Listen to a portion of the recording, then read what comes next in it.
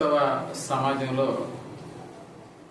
నిజంగా దేవుని మాటలు లేకుండా ఏ కార్యక్రమము జరగదు. దేవుని మాటలు వినిపించడానికే దానికి ముందు చాలా పాటలు మనం పాడుతాం, చాలా మంది చేత ప్రార్థనలు కూడా మనం చేయిస్తాం. వాటన్నిటికంటే ముఖ్యంగా దేవుని యొక్క మాటలను మనం ఆలకించడానికి మనం ముందుకు రావాలి. ఈనాడు మనకు తెలుసు, క్రైస్తవ సమాజం అనేటటువంటిది లోకంలో ఉంది, హైందవ సమాజం అనేటటువంటిది మన భారతదేశంలో ఉంది, ముస్లిం సమాజం అనేటటువంటిది కొన్ని దేశాల్లో ఉంది.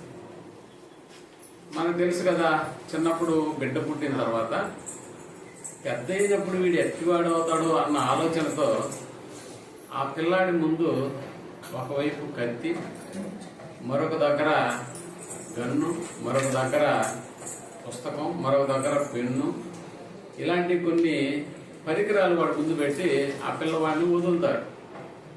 నిజానికి తన ముందున్నటువంటిది ఏంటో ఆ వస్తువుల గురించి ఆ పిల్లవాడికి పరిచయం ఉండదు, తెలియదు.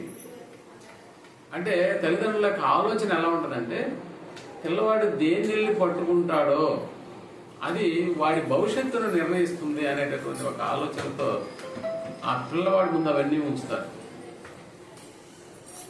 కాబట్టి పిల్లవాడు దేన్ని తన చేతితో పట్టుకుంటాడో చూడాలన్న ఆలోచన కూడా పెద్దవాళ్ళలో చాలా కుతూహలంగా ఉంటుంది. దేన్ని పట్టుకుంటే అది వాడి భవిష్యత్తును నిర్దేశిస్తుంది అన్న సంగతిని ఆ తల్లిదండ్రులు చాలా చక్కగా ఆ యాంగ్జైటీతో ఉంటారు. సరే, నిజానికి ఏదో దోగాడుకుంటూ వెళ్తాడు, తనకు నచ్చినటువంటి దాన్ని, ఆ పరికరం ఏంటో కూడా వాడికి తెలియదు. ఆ పరికరం వాడి యొక్క భవిష్యత్తుని ఎలా నిర్ణయిస్తుందని పెద్దవాళ్ళుగా ఆలోచిస్తారో మనకైతే అర్థం కాదు. కాకపోతే అదొక నానుడి, లోకంలో జరుగుతున్నటువంటి ఒక పరిస్థితి. ఈనాడు మనం గమనిస్తే ప్రపంచ దేశాలలో చాలా పేరు ఎన్నిక కలిగినటువంటి శాస్త్రాలు మన ముందున్నాయి. చాలా శాస్త్రాలు ఉన్నాయి. ముస్లిం సోదరులకి ఖురాన్ అనేటటువంటి శాస్త్రం ఉంది, హైందవ సోదరులకి భగవద్గీత అనేటటువంటిది ఉంది, బౌద్ధులకు బౌద్ధ శాస్త్రం ఉంది, సిక్కులకు సిక్కు శాస్త్రం ఉంటుంది, క్రైస్తవులకు క్రైస్తవ విధానంలో ఏ మాటలు తెలియజేసేటటువంటి గ్రంథము బైబిల్ గ్రంథం. ఈనాడు ప్రపంచ దేశాలన్నిటిలో నిజంగా ఒక వేదికను మనము ఆలోచన చేసి అక్కడ అన్ని రకాల మత గ్రంథాలను ఉంచినప్పుడు, అన్ని రకాల మత గ్రంథాల నుంచి కొంతమంది మనుషులను మీకు ఏ మత గ్రంథం కావాలో అని మీరు చూజ్ చేసుకుని అన్నప్పుడు ఎక్కువ మంది సెలెక్ట్ చేసుకునే గ్రంథం ఏదైనా ఉందని అంటే అది బైబిల్ గ్రంథం. మిగిలినటువంటి గ్రంథాల దగ్గర కూడా వెళ్తారు, కానీ తక్కువ జనం వెళ్తారు. ఎక్కువ జనం వెళ్ళేటటువంటిది, ఆ ఎక్కువ మంది జనాల చేతుల్లో ఉండేటటువంటి గ్రంథం ఏదైనా ఉందంటే అది బైబిల్. ఈనాడు మనకు తెలుసు, world book of Guinness record అనేటటువంటిది మనకుంది. ఈ గిన్నిస్ రికార్డులో మనకి ఏ గ్రంథం అయ్యా ప్రామాణికంగా ఎక్కువ సంఖ్యను కలిగినటువంటి గ్రంథంగా ఉంది అని మనం ఆలోచన చేస్తే, ఎక్కువ ముద్రింపబడే గ్రంథం ఏదైనా ఉంది అని అంటే అది బైబిల్. ఎక్కువగా అమ్ముడయ్యే గ్రంథం ఏదైనా ఉందంటే అది బైబిల్. ఎక్కువగా చదివేటటువంటి గ్రంథం ఏదైనా ఉంది ప్రజలు అని అంటే అది బైబిల్. ఎక్కువ భాషల్లోకి తర్జుమైన గ్రంథం ఏదైనా ఉంది అని అంటే అది బైబిల్. ఇంకా ఎన్ని గొప్పతనాలు బైబిల్ గురించి చెప్పాలో ఒకసారి మీ విజ్ఞతకు వదిలేస్తున్నాను. అంటే మనకు తెలుసు, ఇంత గొప్ప ప్రాచుర్యంలోకి వచ్చినటువంటి ఈ గ్రంథం వెనుకాల తండ్రి అయినటువంటి దేవుని యొక్క ఉద్దేశాలు అనేకము మనిషి పట్ల ఉన్నాయన్న దానికి ఈ గ్రంథమే ఒక నిదర్శనం. ప్రపంచ దేశాలలో ఎన్ని భాషలు ఉన్నాయో అన్ని భాషలలోకి అనువదించబడినటువంటి ఏకైక గ్రంథం బైబిల్. మనం అప్పుడప్పుడు అంటుంటాం కదా, నిప్పు లేనిదే పొగరాదు అంటుంటాం. అంటే ఇక్కడ దీని వెనుకాల దేవుని యొక్క హస్తం లేకపోతే ఇన్ని భాషలలోకి, ఇన్ని ప్రపంచ దేశాలలోకి ఈ గ్రంథం అనేటటువంటిది తర్జుమై మాత్రం వెళ్ళదు. కాబట్టి దీని వెనుకాల ఏదో ఉంది అన్న సంగతిని మనం గ్రహించగలిగితే దీని యొక్క విశిష్టత ఎంత గొప్పదో మనం ఆలోచన చేసుకోవచ్చు. ఇంకా చెప్పాలంటే, ఈనాడు యేసు ప్రభుల వారి యొక్క జన్మదినాన్ని ఉద్దేశించి చాలా మంది ప్రపంచ దేశాలు అనేటటువంటి వాళ్ళు ఎంతో డబ్బు ఖర్చు పెడుతున్నటువంటి దినంగా ఈరోజు మనకు తెలుసు. ఎవరిని గురించి అయ్యా వీళ్ళు ఇంత హంగామా చేస్తున్నారని అంటే యేసు క్రీస్తు అనేటటువంటి ఒక ఆయన గురించి. ఏంటి ఆయన గొప్పతనం అని అంటే ఏం లేదండి, ఆయన కాలాన్ని 2 భాగాలుగా చేశాడు అని. 2 భాగాలుగా కాలాన్ని ఆయన చేశాడా? అవును. ఈరోజు నాస్తికుడైనా ఆస్తికుడైనా ప్రపంచ దేశంలో ఎవరి జన్మదినాన్ని మనం రాయాలన్నా కూడా యేసు ప్రభుల వారే దిక్కవుతున్నట్టుగా మనకు కనిపిస్తుంది. ఎందుకు? క్రీస్తుకు పూర్వం క్రీస్తు శకం అనేటటువంటి పదం. అతడు క్రీస్తుని నమ్మకపోయినా పర్లేదు, క్రీస్తుని విశ్వసించకపోయినా పర్లేదు, కానీ ఎవరి పేరు వాడాలి? యేసు క్రీస్తు పేరు వాడాలి. చూసారా? అంటే దేవుడు తన యొక్క కుమారుని లోకానికి పంపించినప్పుడు ఒక విశిష్టమైనటువంటి స్థానాన్ని ఆయనకు అనుగ్రహించాడన్న సంగతి మనం జ్ఞాపకం చేసుకోవాలి. అందుకని మన జీవితాల్లో, మానవ జీవితాల్లో ఏది సంభవించినా కూడా వాటి నుంచి మనం పొందినటువంటి ప్రతిఫలాన్ని బట్టి మనం సేవిస్తున్నటువంటి దేవునికి మనం ఎల్లప్పుడూ కృతజ్ఞతాస్తుతులు చెల్లించేటటువంటి దానికి బద్ధులమై ఉండాలి అని మనకు తెలుసు కదా. చాలా మంది కృతజ్ఞతాస్తుతులు చెల్లించడం అనే కార్యక్రమాన్ని వారి వారి స్థాయిని బట్టి వాళ్ళు జరిగిస్తూ ఉంటారు. ఉదాహరణకి హైందవ సోదరులు అయితే మాకు మగపిల్లాడు పుట్టాలి అని వాళ్ళ యొక్క ఆలోచనలోకి వెళ్ళినప్పుడు పుడితే ఏమిస్తావమ్మా అని అంటే ఏమి లేదు, వాడి ఎంత బరువు ఉన్నాడో అంత 5 రూపాయల కాయిన్లు తీసుకెళ్లి హుండీలో వేసేస్తాను. ఏమి 2000 రూపాయల నోట్లు వేయకూడదా? అలా కాయిన్స్ అంటే బరువు దూరాయి కాబట్టి వాటి వేలతో నిజంగా అవి తీసుకెళ్లి అంటే ఒక కృతజ్ఞతను తెలియజేయడానికి ఒక్కొక్కరు ఒక్కొక్క రకంగా దాన్ని తెలియజేస్తూ ఆ యొక్క విధానాలను కొనసాగిస్తూ ఉంటారన్న సంగతి మనకు తెలుసు. మరి క్రైస్తవ సమాజం ఎలా కృతజ్ఞతాస్తుతులు చెల్లించాలి? అసలు ఎందుకు చెల్లించాలి? అసలు ఎవరికి చెల్లించాలి? ఎవరికి చెల్లించాలి అనే దానికి నిజంగా బైబిల్లో రాయబడినటువంటి ఒక మాటను మనం జ్ఞాపకం చేసుకుంటే, రోమీయులకు రాసిన పత్రిక 1వ అధ్యాయంలో మనకు చెబుతున్నటువంటి దేవుని యొక్క విషయాలను గురించి అక్కడ ఆయన రాస్తూ 21వ వచనాన్ని మనం ఆలోచన చేస్తున్నాం. మరియు వారు దేవుని ఎరిగియు ఆయనను దేవునిగా మహిమపరచను లేదు, కృతజ్ఞతాస్తుతులు చెల్లింపను లేదు. అది కృతజ్ఞతాస్తుతులు చెల్లింపను లేదు అన్నాడు. కానీ కృతజ్ఞతాస్తుతులు చెల్లింపను లేదని దేవుడు ఏం చేస్తున్నాడంటే వాళ్ళ గురించి మాట్లాడుతున్నట్టుగా ఉంది. కృతజ్ఞతాస్తుతులు చెల్లించలేదు అన్నారు. అప్పుడప్పుడు చూడండి, అతిథులుగా మనం ఒక ఇంటికి వెళ్ళినప్పుడు వాళ్ళు నన్ను కనీసం కూర్చోమని కూడా చెప్పలేదు, కనీసం నాకు మంచినీళ్ళు తాగని కూడా అడగలేదు అని ఒకవేళ మనం ఎలా నిష్ఠూరిపోతామో, నన్ను సరిగా పట్టించుకోలేదు అని ఎలా మనం బాధపడతామో, అలాగే దేవుడు తన యొక్క మనసులో ఉన్నటువంటి మాటను తెలియజేస్తున్నాడు. వారు నేనెవరో తెలుసు వారికి అంటే మరియు వారు దేవుని ఎరిగియు అన్నాడు. దేవుని ఎరిగియు ఆయన దేవునిగా మహిమపరచలేదు, కృతజ్ఞతాస్తుతులు చెల్లింపను లేదు. అంటే నేనెవరో తెలుసు. మనకు తెలుసు కదా. ఇదే ఇంటికి ఈరోజు ఒక కలెక్టర్ వచ్చారనుకోండి. కలెక్టర్ వచ్చినప్పుడు ఇంటి యజమానులుగా వాళ్ళు ఏం చేయాలంటే మొట్టమొదటిగా ఆయన ఆహ్వానించి కూర్చోబెట్టాలి. ముందున్న వారిని తీసుకెళ్లి వెనకాల కూర్చోబెట్టి ముందు ఆయనకి సీట్ ఇవ్వాలి. ఇప్పుడు అలాంటిది ఏమి లేకుండా ఎక్కడో యజమానుడు ఉన్నాడు, ఈయన వచ్చి అందరిలాగే బాబును వాడు జరుపుకొని కూర్చున్నాడు అనుకో, ఇది బాగుంటుందా?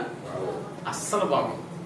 అందుకని నేనెవరో తెలుసు, దేవుడు చెప్తున్నాడు అనమాట. నేనెవరో తెలుసు, కానీ నన్నుగా వాళ్ళు ఏం చేయట్లేదు, మహిమపరచట్లేదు. ఇంకపోతే ఏం చేయట్లేదు అని అంటే కృతజ్ఞతాస్తుతులు చెల్లించటలేదు అంటారు. అంటే దేవుని యొక్క ఆ యొక్క ఆలోచనలో దేవుడే మనిషి నుండి ఏం కోరుకుంటున్నాడు? నేను చేసినటువంటి దానికి నాకు కృతజ్ఞతాస్తుతులు చెల్లించాలి అని దేవుడు మనుషుల నుండి కోరుకుంటున్నాడు అన్న సంగతి మనకు అర్థం అవ్వాలి. అసలు ఈయన ఎవరు? ఈయనకి ఎందుకు మనం కృతజ్ఞతాస్తుతులు చెల్లించాలి? ఎందుకు మనం కృతజ్ఞతాస్తుతులు చెల్లించాలి? అసలు ఈయన ఎవరో మనకు అర్థమైతే అప్పుడు, అంటే ఇక్కడ చెప్పాడు కదా, దేవుని ఎరిగియు అన్న పదం, మరియు వారు దేవుని ఎరిగియు అన్న పదం ఉంది.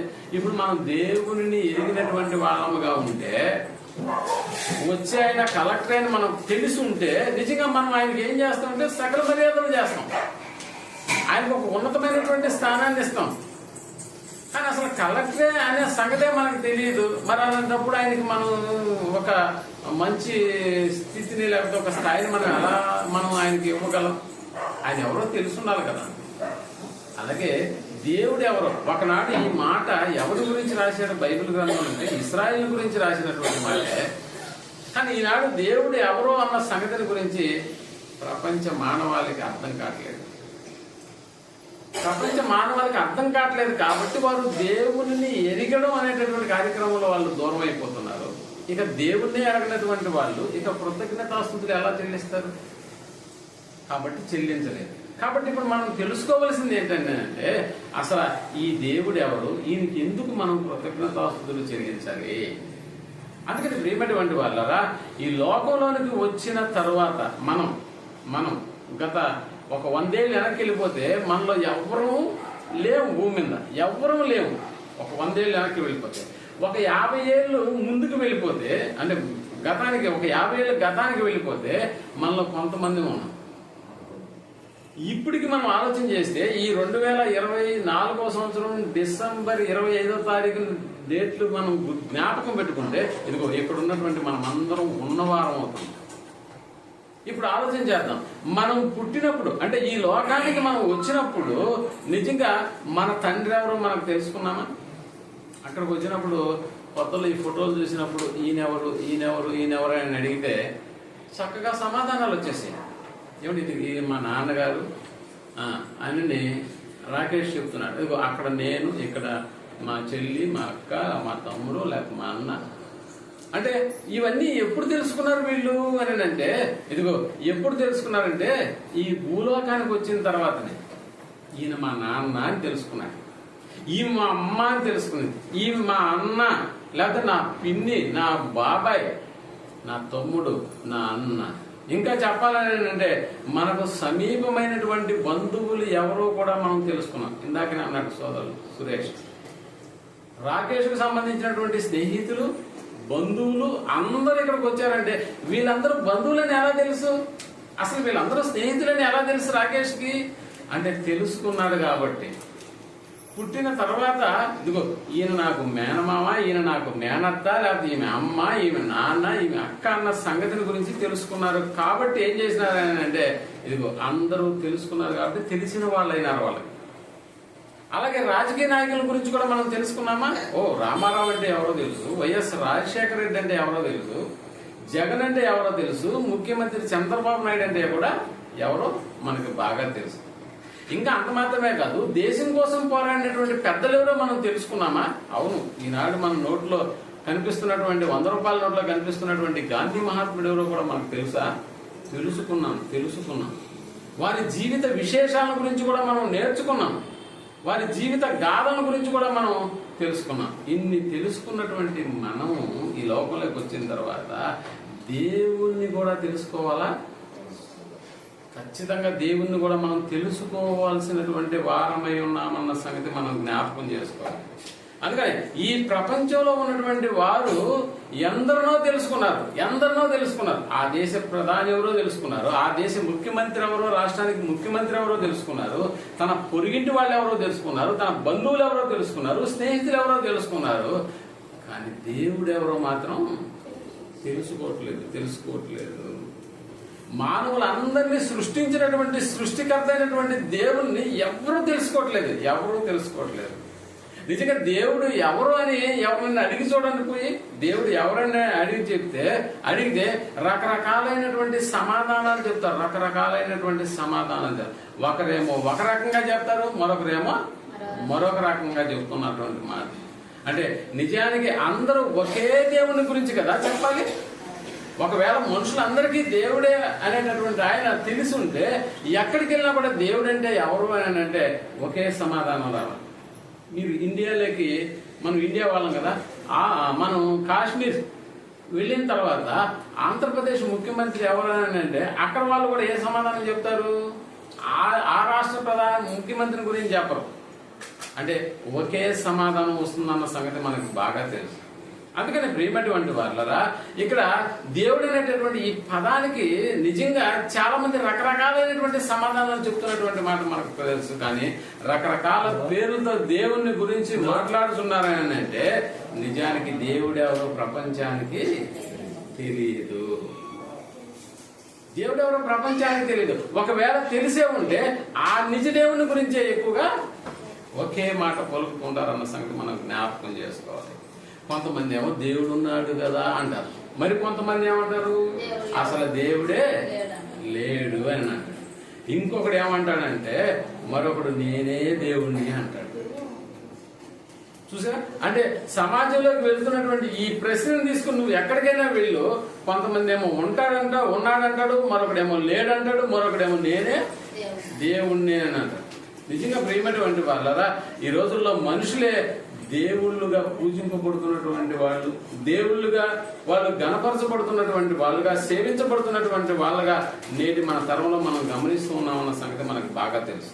నిజంగా ఇక్కడ నిజానికి మానవులకు జన్మనిచ్చినటువంటి సృష్టికర్త అయినటువంటి ఆ చేసినటువంటి వాడైనటువంటి దేవుణ్ణి ఒకవేళ మనం ఆరాధిస్తే నేనే అని చెప్తున్నటువంటి మనుషుల్ని చేశాడా? నేనే అని చెప్తున్నటువంటి మనుష్యుడు ఈ మనుషులందరినీ చేసినటువంటి వాడా అంటే కాదు, వాళ్ళ వల్ల కాదు అన్న సంగతి మనం అర్థం చేసుకోవాలి. అందుకని మరొక విచిత్రమైనటువంటి విషయం ఏంటంటే ఈ భూమి మీద పుట్టేటప్పటికి చాలా మంది, అంటే మనం ఈ భూమి మీదకి వచ్చేసేటప్పటికి నేను చెప్పాను కదా, ఒక 50 ఏళ్ల ముందు మనం పుట్టినా ఈ రోజుల్లో పుట్టినటువంటి కొంతమందికి అయినా కూడా, ఒక ఊహ తెలిసినటువంటి వాళ్ళకైనా కూడా మనం పుట్టేటప్పటికి ప్రపంచంలో దేవుళ్ళకు పొందు లేదన్న సంగతి మనకు తెలుసు. మనం ఇప్పుడు వచ్చేసాం కదా, 2024లోకి వచ్చేసాం కదా. ఇప్పుడు దేవుళ్ళ గురించి మనం మాట్లాడుకుంటే చాలా మంది దేవుళ్ళు లోకంలో ఉన్నారన్న సంగతి మనకు తెలుసు. నిజంగా మన చిన్నతనంలో మనం ఆలోచన చేస్తే మనది ఏమంటారు, మన హైందవ ధర్మశాస్త్రం ప్రకారం మనకున్న దేవుళ్ళ సంఖ్యను గురించి మాట్లాడుకుంటే 3,000,000 దేవతలు అంటారు.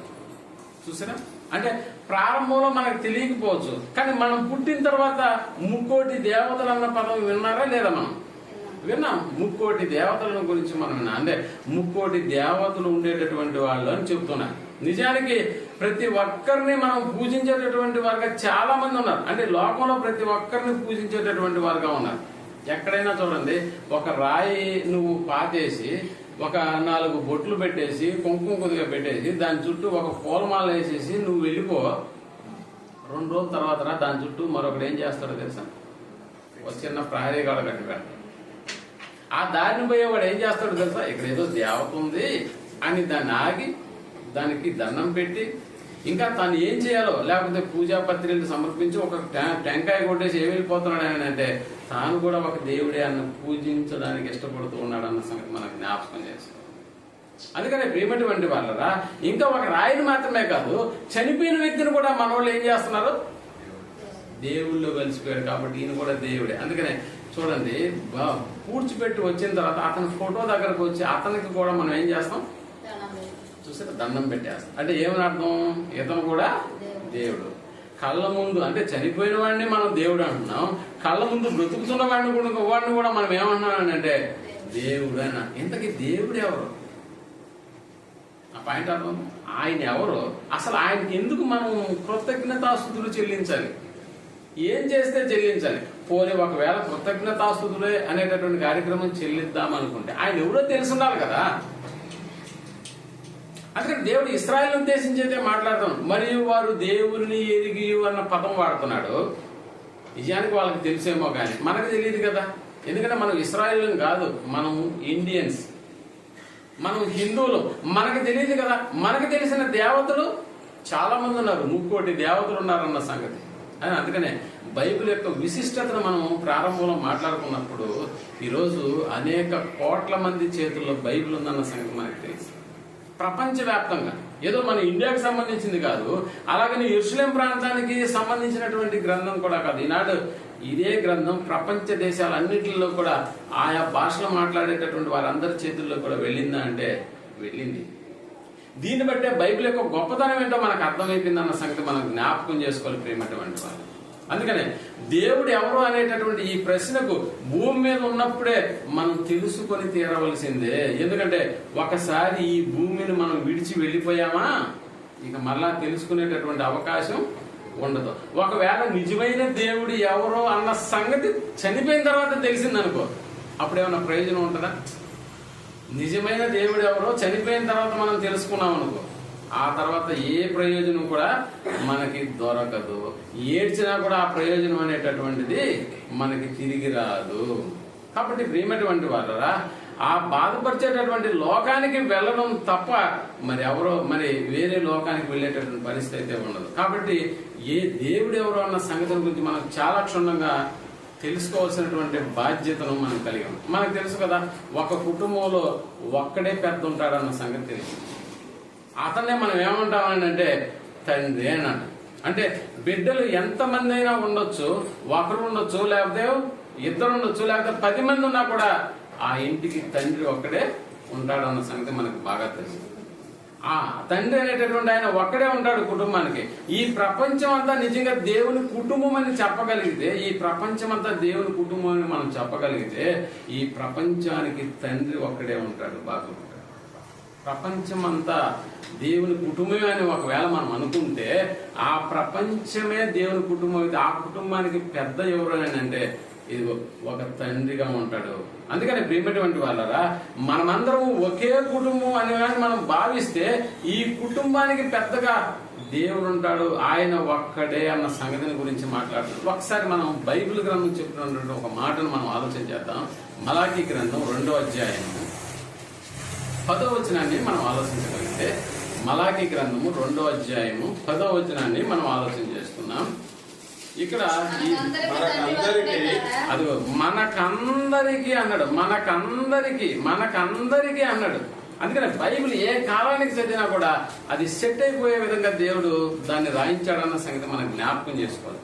మనకందరికి అంటే ఇప్పుడు చదువుతున్న మనం కూడా మనకందరికి, ఇక్కడ కూర్చున్న మనకందరికి అని కూడా వర్తం దీని యొక్క అర్థాన్ని మనం ఆలోచించవచ్చు. మనకందరికి తండ్రి ఒక్కడే కాడా అన్నాడు. తండ్రి ఒక్కడే కాడా, ఒక్క దేవుడే మనల్ని సృష్టింపలేదా? అదిగో తండ్రి అన్నాడు. తండ్రి స్థానంలో మళ్ళీ ఇప్పుడు ఏ పదం చేర్చాడు? దేవుడు అన్న పదాన్ని చేర్చాడు. మళ్ళా చదవండి. మనకందరికి తండ్రి ఒక్కడే కాదా, ఒక్క దేవుడే అన్నాడు. ఒక్క దేవుడే. దేవుళ్ళు ఎంతమంది అని మనం ఇప్పుడు మనం పుట్టిన తర్వాత తెలుసుకున్నాం. 3 కోటి దేవతలు దేవుళ్ళే అన్నాడు. కానీ మనకందరికి తండ్రి ఒక్కడే కాదా, ఒక్క దేవుడే మనలను సృష్టింపలేదా అన్నాడు. ఒక్క దేవుడే మనల్ని సృష్టింపలేదా? అందుకనే ప్రపంచమంతా ఒక కుటుంబం అయితే తండ్రి అయిన దేవుడు ఒక్కడే కదా అన్నాడు. దేవుడు నేనే కదా అన్నాడు. ఒక కుటుంబంలో మనకు తెలుసు తండ్రి అనేటటువంటి ఆయన అన్ని బాగోగులు చూసుకుంటాడు. భోజనానికి ఏం కావాలో చూస్తాడు, బట్టలకి ఏం కావాలో చూస్తాడు, ఇంకా ఏదైనా అనారోగ్యం చేస్తే ఆ అనారోగ్యానికి కావాల్సినటువంటి ఆరోగ్యానికి సంబంధించినటువంటి విషయాలను కూడా పర్యవేక్షిస్తాడు. అంత మాత్రమే కాదు, తన కష్టాన్నంతా మనకు దారపోస్తాడన్న సంగతి తెలుసు. ఆయన్నే మనం ఏమన్నాం అంటే తండ్రి అన్నాం, భౌతిక సంబంధం. మరి ఇంత మాట రాయించాడు దేవుడు. అందుకనే మనకందరికి తండ్రి ఒక్కడే కాదా అన్నాడు. తండ్రి ఒక్కడే కాదా అన్నాడు ప్రేమటువంటి వాళ్ళ. అందుకనే ఈరోజు అన్నం తిని మనం బ్రతుకుతున్నామని అంటే ఆ దేవుడే కదా. అందుకే తండ్రి ఒక్కడే కాదా అనేటటువంటి ప్రశ్నను మన ముందు ఉంచుతున్నాడు అన్న సంగతి మనకు జ్ఞాపకం చేసుకోవాలి. అంటే తండ్రి అయినా తండ్రి స్థానంలో ఉన్నటువంటి దేవుడైనా 2 ఒకే పదాలు అన్న సంగతి మనకు జ్ఞాపకం చేసుకోవాలి. మరొకసారి చూడండి, 1 కొరింథీయులకు రాసిన పత్రిక 8వ అధ్యాయం 4వ వచనాన్ని మనం ఆలోచించగలిగితే, కొరింథీయులకు రాసిన కాబట్టి 1వ పత్రిక 8వ అధ్యాయం 4వ వచనం. కాబట్టి విగ్రహములకు బలిగా అర్పించిన వాటిని తినుట విషయము లోకమందు విగ్రహము వట్టిదనియు ఒక్కడే దేవుడు తప్ప. అక్కడ మళ్ళీ ఏ పదం రాస్తున్నాడు? ఒక్కడే దేవుడు అన్న పదం రాస్తున్నాడా? లోకమందు విగ్రహము వట్టిదనియు ఒక్కడే దేవుడు తప్ప. ఒక్కడే దేవుడు అన్నాడు. ఇందాక మనం చదువుకున్నటువంటి దాంట్లో అక్కడ కూడా దేవుడు ఒక్కడే.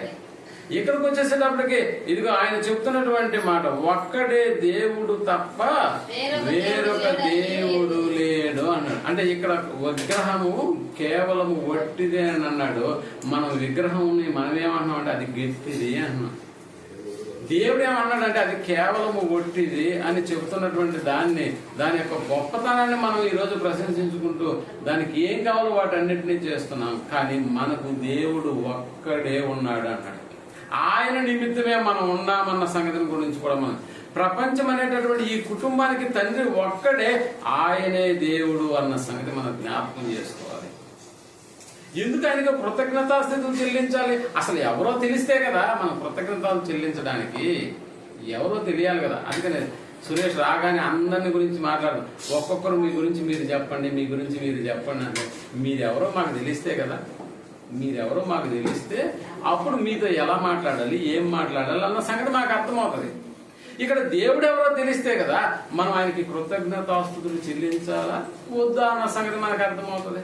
ఇంకా చూడండి, ఎఫెసీయులకు రాసిన పత్రిక 4వ అధ్యాయం 6వ వచనాన్ని మనం ఆలోచించగలిగితే, ఎఫెసీయులకు రాసిన పత్రిక 4వ అధ్యాయం, అందరికీ అన్నాడా కొందరికే అన్నాడా? అందరికీ. అందరూ అంటే దీంట్లో ఎవరు వస్తారు? ఇండియన్స్ వస్తారు, ఇంగ్లాండ్ వాళ్ళు వస్తారు, పాకిస్తాన్ వాళ్ళు వస్తారు, అసలు ప్రపంచంలో ఉన్న ప్రతి మనిషి కూడా ఇందులోకి వస్తారు. అందరికీ తండ్రి అయిన దేవుడు ఒక్కడే అన్నాడు. ఇక్కడ కూడా ఏం చెప్తుంది బైబిల్ అంటే, బైబిల్ రాసినటువంటి వాళ్ళు వివిధ కాలాలకు సంబంధించిన వాళ్ళైనా, వివిధ రకాల యొక్క వృత్తులకు సంబంధించిన వాళ్ళైనా, వివిధ రకాలైన సంస్కృతులకు సంబంధించినటువంటి వాళ్ళైనా, వాళ్ళు రాస్తున్న దేవుని గురించి మాత్రం ఎక్కడ విభిన్నమైనటువంటి అభిప్రాయాలు కలిగినట్టుగా వాళ్ళు కనబడట్లేదు ప్రేమటువంటి వాళ్ళు. అందుకనే పౌలు గారు ఎఫెసీ కూడా రాస్తూ అందరికీ తండ్రి అయిన దేవుడు ఒక్కడే అన్నాడు. ఇంతకీ ఆయన ఎవరు? ఓకే, ఇప్పటి వరకు మనం అర్థం చేసుకుంది ఏంటంటే, దేవుళ్ళు అనేకులు, ఇప్పుడు మనం చూస్తున్నటువంటి మన తరంలో అనేక మంది దేవుళ్ళు దేవతలు వచ్చేసారు.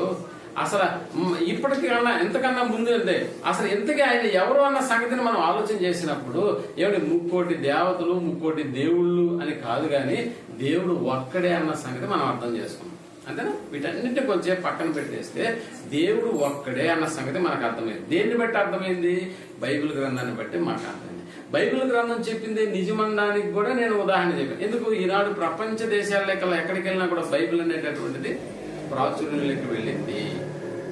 కాబట్టి బైబిల్ ఏం చెప్తుందో అన్న సంగతుల గురించి తీసేయడానికి వీలు కాదు. ఎందుకంటే అనేకులు చదివే గ్రంథంగా ఉంది, అనేకులు కొనుక్కునే గ్రంథంగా ఉంది, అనేకులకు ముద్రింపబడే గ్రంథంగా బైబిల్ నెంబర్ 1 స్థానంలో ఉందన్న సంగతి మనం జ్ఞాపకం చేసుకోవాలి. ఇంతకీ ఆయన ఎవరు? ఆయన కనిపిస్తే పర్లేదు, ఇదిగోనండి ఈయనే ఆయన అని చెప్పొచ్చు మనం, అంతే కదా. ఆ ఒక్క దేవుని గురించి, ఆ ఒక్క దేవుడు మనకు కనిపిస్తే పర్లేదు, ఈయనే ఆ దేవుడు అని చెప్పొచ్చు. ఇంతకీ దేవుడు కనిపిస్తాడా? కనిపించడు కదా. అందుకే ఈ ప్రశ్న అనేటటువంటిది భూమి ఉన్నంత కాలం మనకు వినిపిస్తూనే ఉంటుంది, దేవుడు ఎవరు? భూమి ఉన్నంత కాలం మనకి వినిపిస్తూనే ఉంటుందా అంటే వినిపిస్తుంది. ఎందుకంటే కారణం ఆయన కనపడడు. పోనీ అలాగని లేడు అని అందామా? లేదు. కాబట్టి ఆయన ఉన్నాడు.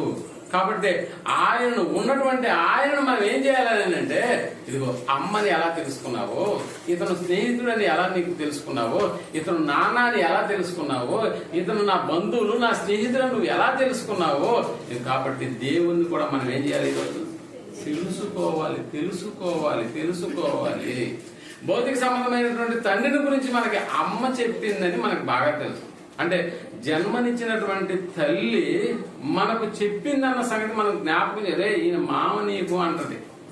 అంటే వయసు పెరుగుతున్నటువంటి బిడ్డను దగ్గర ఉంచుకొని, ఇదిగో ఇతను నీకు మామ, ఇతను నీకు నాన్న, ఇతను నీకు పెదనాన్న, ఇలాంటి మాటలన్నీ తాను పాలిస్తూ పెంచుతున్నప్పుడు చెప్తున్నటువంటి మాటలు. రే మామ వచ్చాడు నీళ్ళు తీసుకెళ్ళి అన్నప్పుడు ఆ మైండ్ లో ఏం రికార్డ్ అవుతుంది? ఓహో ఈయన నాకు మామ.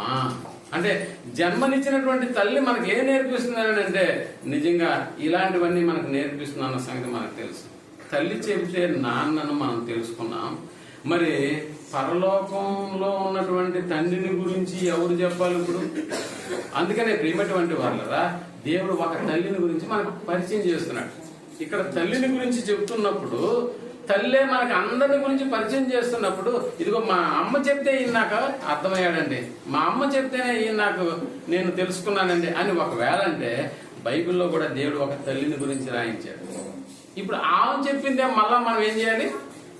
నమ్మాలి. ఎందుకంటే భౌతిక సంబంధంగా ఒక తల్లి మనకు చెప్పినప్పుడు తండ్రి అయినటువంటి దేవుడు కూడా భూమి మీద ఒక తల్లిని గురించి రాశాడు. ఆమె ఎక్కడ ఏమని చెప్పిందో అన్న సంగతిని ఒకసారి మనం ఆది కాండంలోకి వెళ్ళి 3వ అధ్యాయం 20వ వచనంలో నిజంగా మనం ఆలోచించగలిగితే, ఆదాము తన భార్యకు హవ్వ అని పేరు పెట్టెను. తన భార్యకు హవ్వ అని పేరు పెట్టాడు. ఏలయనగా ఆమె జీవము గల ప్రతి వానికి తల్లి. ఆమె జీవము గల ప్రతి వానికి, జీవము గల ప్రతి వానికి తల్లి అంటారు. జీవము గల ప్రతి వానికి తల్లి. ప్రపంచంలో ఎవరిని అడిగినా ఎవరి గురించి చెప్తారు అని అంటే, ఇదిగో పలానా వాళ్ళ గురించి మాట్లాడతారు. కానీ ఏదైనా మనం తెలుసుకోవాలని అనుకున్నాం, దేవుడు ఎవరో తెలుసుకోవాలని అనుకున్నాం. దేవుడు ఎవరో తెలుసుకోవాలని అనుకుంటే మూలానికి వెళ్ళాలి. మనకు తెలుసు కదా, ఆర్ఎంపీ డాక్టర్ జ్వరానికి పైన మందులు ఇస్తాడు, కానీ ఒక ఎండి డాక్టర్ అయితే దాని మూలానికి వెళ్ళి మందులు ఇస్తాడు. మూలానికి వెళ్ళి మందులు ఇస్తే చాలు ఆ జ్వరం కాస్త నయమైపోతుంది అన్న సంగతి తెలుసు. మూలానికి వెళ్తే మనకు కనిపించేటటువంటి వాళ్ళు ఎవరు? మూలానికి వెళ్ళామనుకో, మూలానికంటే మనిషి మనుగడ ప్రారంభమైనటువంటి దినాల్లోకి వెళ్ళాము. అప్పుడు మనకు కనిపిస్తున్నది ఎవరు? అవ్వ, ఆదాము. అంతేనా? అంతకు మించి ఇంకెవరైనా ఉన్నారా ప్రపంచంలో? అవ్వ.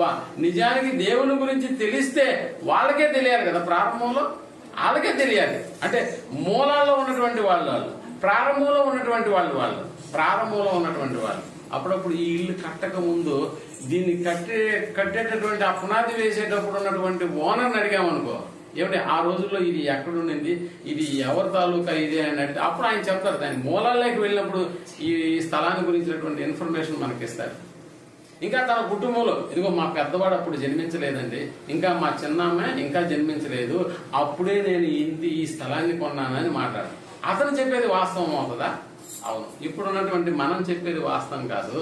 మూలాల్లోకి వెళ్ళినప్పుడు నిజంగా వాళ్ళు చెప్పేది నిజమైనటువంటి ఒక వార్త అవుతుంది, నిజమైనటువంటి విషయం అవుతుంది అన్న సంగతి మనం జ్ఞాపకం తెలుసుకోవాలి. నిజానికి దేవుని గురించి తెలిస్తే వాళ్ళకే తెలిసి ఉండాలి. ఎందుకు? వారిని సృష్టించిన తర్వాత దేవుడు ఏం చేశాడంటే వారితో ప్రతిరోజు ఏం చేస్తున్నాడంట? సహవాసాన్ని కలిగి ఉన్నాడు అన్నట్టుగా మనకు అర్థమవుతుంది. ప్రతి చల్లపూట ఏం చేస్తున్నాడంట? మాట్లాడుతున్నాడంట వచ్చి. అంతేనా? ఇదేనా మూలంలో మనకు కనిపిస్తున్నది? అవ్వ ఆదాముల యొక్క విషయంలో మనకు కనిపిస్తున్నది ఏంటంటే, ఇదిగో ఆ మూలాల్లో వాళ్ళు దేవునితో సహవాసాన్ని కలిగి ఉన్నట్టుగా మనకు అర్థమవుతుంది. కానీ ఆ తర్వాత జనులు విస్తరించిన తర్వాత దేవుని గురించి ఏమైపోయింది అంటే ఒక కన్ఫ్యూజన్ అనేటటువంటిది ఏర్పడింది. కానీ మూలాల్లోకి వెళ్ళి అడిగితే మాత్రం వాళ్లే నిజమైనటువంటి జవాబును మనకు చెప్పేటటువంటి వాళ్ళుగా ఉంటారు. ఇంతకీ ఏం చెప్తుంది ఆమె? జీవము గల ప్రతి వానికి తల్లి. మనకు తెలుసు కదా, భౌతికంగా తల్లి అందరిని గురించి చెప్తుంది మనకి. భౌతికంగా ఈ కుటుంబంలో కూడా తల్లి అందరి గురించి చెప్తుంది. ఈయన నాన్న, ఈయన తమ్ముడు, ఈయన అన్న, ఈయన అక్క అని చెప్తుంటది. కానీ జీవము గల ప్రతి వానికి తల్లి ఎవరంట? అవ్వా. నిజంగా ఆమె చెప్పినప్పుడు మనం కూడా నమ్మాలి కదా. ఇంతకీ ఆమె ఏం చెప్పింది దేవుని గురించి? 4వ అధ్యాయం 1వ వచనానికి వెళ్తే, తన భార్య అయిన హవ్వను కూడినప్పుడు ఆమె గర్భవతి అయి కయీనును కని. ఇప్పుడు 3వ పర్సన్ ఎంటర్ అయినాడు భూమి మీదకి. 3వ పర్సన్ ఎలా ఎంటర్ అయ్యాడు? ఎంటర్ అయిన దాన్ని బట్టి ఇప్పుడు ఆ తల్లి చెప్తున్నటువంటి జవాబు ఏంటంటే, యెహోవా దయ వలన ఒక మనుష్యుణ్ణి సంపాదించుకున్నాను అన్నాడు. అంటే నిజంగా ఈ ప్రపంచానికి దేవుడు ఎవరు అని తెలిపింది ఎవరు మొట్టమొదట అని అంటే అవ్వమ్మ గారు.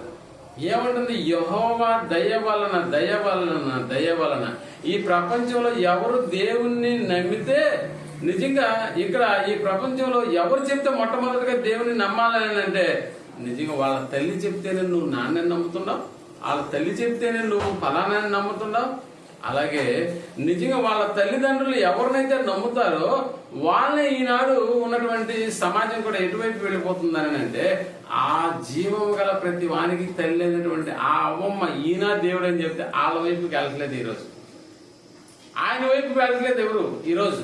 మరి ఈ దేవుళ్ళ వైపుకి ఎంతమంది ఎందుకండి ఇన్ని రకాల దేవుళ్ళ వైపుకి వెళ్ళిపోతున్నారని అంటే సింపుల్ లాజిక్ ఏంటంటే నేను కూడా ఒక బౌద్ధిజానికి సంబంధించిన వ్యక్తినే అని అనుకుంటే నేను నా తర్వాత వచ్చేటటువంటి నా పిల్లలు కూడా బౌద్ధిజంలోనే పెరుగుతారు, వాళ్ళ తర్వాత వచ్చే పిల్లలు కూడా బౌద్ధిజంలోనే పెరుగుతారు. అంటే వాళ్ళ తల్లిదండ్రులు ఎవరినైతే నమ్ముతున్నారో వారినే ఇప్పుడు కూడా నమ్ముతున్నారు. పూర్వీకులు చెప్పిందే మనం నమ్ముతున్నాం.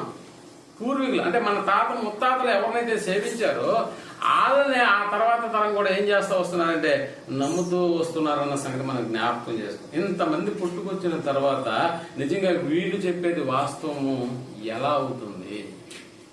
ఇంతమంది మనుషులు వచ్చేస్తున్నారు లోకంలోకి, మరి అలాంటప్పుడు వాళ్ళు చెప్పింది వాస్తవమా అని మనం అనుకుంటే నిజంగా ఎవరు లేని ఆ సమయంలో ఉన్నటువంటి మూల పురుషుడైనటువంటి అవ్వ ఆదాములు చెప్పింది వాస్తవం అంటారా? ఇంతమంది మనుషులు వచ్చిన తర్వాత ఇదిగో ఈయన దేవుడు ఆయన దేవుడు ఈయన దేవుడు అని చెప్పినప్పుడు వీళ్ళు చెప్పింది వాస్తవం అని అంటామా? నిజానికి మనం వాస్తవమైన సంగతి ఎవరి నుంచి వినాలి అని అంటే మూలాలలోకి వెళ్ళి ఎవరైతే దేవుని గురించి మాట్లాడారో వాళ్ళు చెప్పిందే మనం నిజమని నమ్మాలి అన్నాం. నిజమని నమ్మాలి. వారికి ఒక కుమారుని ఇచ్చాడంట. ఎవరు?